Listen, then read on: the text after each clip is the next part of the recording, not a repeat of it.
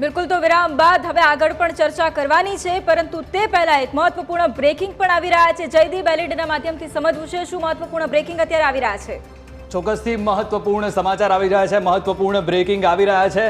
અને વાત કરીએ ન્યૂઝ કેપિટલ પર દેશના મતદારોનું મૂડ જે આપણે જાણી રહ્યા છે, મહત્વપૂર્ણ બ્રેકિંગની આપણે વાત કરી રહ્યા. ચૂંટણીના પરિણામો પહેલા મતદારોના મનની વાત જાણવાની છે. એક્ઝિટ પોલ શું આવે છે, આપણે મતદારોના મનની વાત સમગ્ર ગુજરાતની તો આપણે વાત કરી, પણ અત્યાર સુધીના તમામ સર્વેમાં એનડીએની ભવ્ય જીત થાય છે. આપણે તમામ સર્વે જોયા, તમામ સર્વેમાં 350+ સીટ મળી રહી છે. એનડીએને સરેરાશ 369 સીટ મળી રહી છે. સર્વેમાં ઇન્ડિયા ગઠબંધનને સરેરાશ 138 બેઠકો મળી શકે છે. ન્યૂઝ કેપિટલ પર દેશના મતદારોના મૂળની વાત કરીએ, 350+ 369 સીટ જે છે એ વૈભવી બીજેપીને ફાળે જાય છે, એનડીએને ફાળે જાય છે.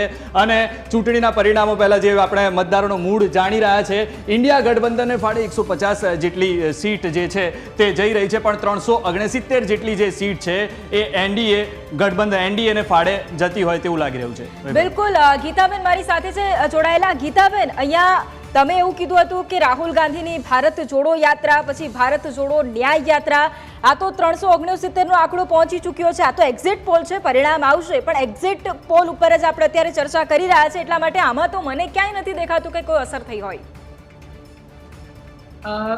બિલકુલ, આપણે એક્ઝિટ પોલ પર ચર્ચા કરી રહ્યા છીએ, એટલે જ હું કહું છું કે એક્ઝિટ પોલ તે 100% એક્ઝિટ પોલ નથી હોતો.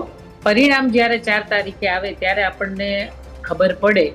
પણ હું માનું છું ત્યાં સુધી, કારણ કે વધારે પડતો મેં ગુજરાતની અંદર પ્રવાસ કર્યો છે અને ઓવરઓલ આપ સૌના માધ્યમથી જે સાંભળી રહી છું ને જોઈ રહી છું સોશિયલ મીડિયાના માધ્યમથી, ત્યારે જે આપણે ઘટનાઓ જોઈએ છે એના સંદર્ભમાં હું આપને કહું છું કે ઇન્ડિયા ગઠબંધન જે છે એ હું માનું છું ત્યાં સુધી આટલું ખરાબ રિઝલ્ટ તો ન જ આવે, કારણ કે અમે જીતીએ છીએ એ 100% વાત છે. કારણ કે જ્યારે આ એક્ઝિટ પોલ આવતા હોય છે, જે આપણને ખબર હશે કે 2019માં જે એક્ઝિટ પોલ આવ્યા હતા એ સાચા નહોતા, પણ અમુક અંશે ક્યાંક સાચા પણ પડે છે અને આજુબાજુની સંખ્યામાં હોય છે એવું મને પોતાને બી લાગે છે. પણ મને એવું લાગે છે કે જ્યારે 4 તારીખે આમાં તો શું થાય છે કે જનરલ જ્યારે આપણે એક્ઝિટ પોલનું સર્વે થતું હોય છે ત્યારે કોઈ પણ ગામની અંદર જઈએ તો આપણે એને 4-5 લોકોને કે કોઈ સિટીને એટલા લોકોને પૂછીને આ સર્વે થતા હોય છે.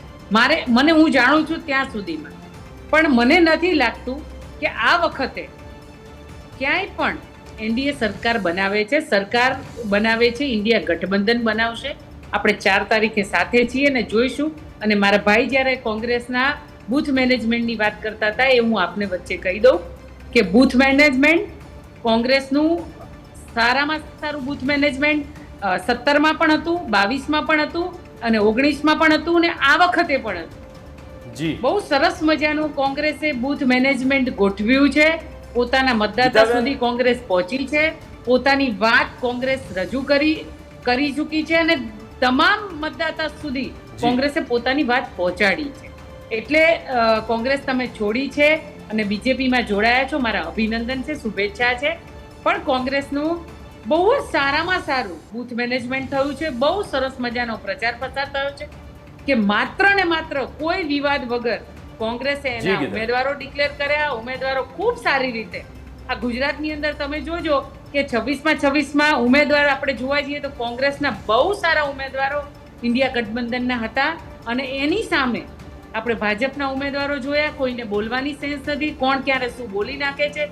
કોઈ માત્ર ને માત્ર તમે જુઓ કે રાજકોટની અંદર પણ બફાટ થયો, એ બફાટ જામનગરની અંદર થયો અને આમ જોવા જાવ તો તમે જુનાગઢની અંદર પણ બફાટ થયો હતો. એટલે એમના નેતાઓને કોઈ બોલવાની સેન્સ નથી અને અમારા કેન્ડિડેટો ખૂબ સારા ઉમેદવારો હતા કોંગ્રેસના અને ખૂબ સારું બૂથ મેનેજમેન્ટ હતું અને ખૂબ સારી રીતે કોંગ્રેસ આ વખતે ગુજરાતની અંદર તાકાતથી લડી છે અને આખા દેશની અંદર ઇન્ડિયા ગઠબંધન તાકાતથી લડ્યું છે અને ગુજરાતની અંદર અમે ડબલ તાકાતથી લડ્યા છીએ. કારણ કે ગઠબંધનના કારણે જે અમારે જે નુકસાન થયું હતું ગઈ વખતે વિધાનસભાની અંદર, એનો બેનિફિટ પણ અમને આ વખતે લોકસભાની અંદર મળવાનો છે ને હવે ખૂબ સારી રીતે ગુજરાતની અંદર તાકાતથી બૂથ મેનેજમેન્ટ સાથે કાર્યકર્તાઓ સાથે હળી મળીને કોઈ વિવાદ ઝઘડા નહીં. એમના ઝઘડાઓ આપણે બધાએ જ આ મીડિયાના માધ્યમથી જોયા છે. એમને અંતે એમની ટિકિટો પણ બદલીને બીજાને આપવી પડી છે. એવા કહેવાય કે છેલ્લા કહેવાય ને એમ અંદરો અંદરના જે ઝઘડાઓ હતા એ બીજેપીના બહાર આવ્યા છે. કોંગ્રેસે આ વખતે ખૂબ શાંતિપૂર્ણ રીતે બધાએ સાથે રહીને Okay. હળી મળીને કોઈ ઝઘડા કોઈ વિવાદ વગર આ વખતે ખૂબ સારું ઇલેક્શન ગીતાબેન, ગુજરાતની અંદર લડાયું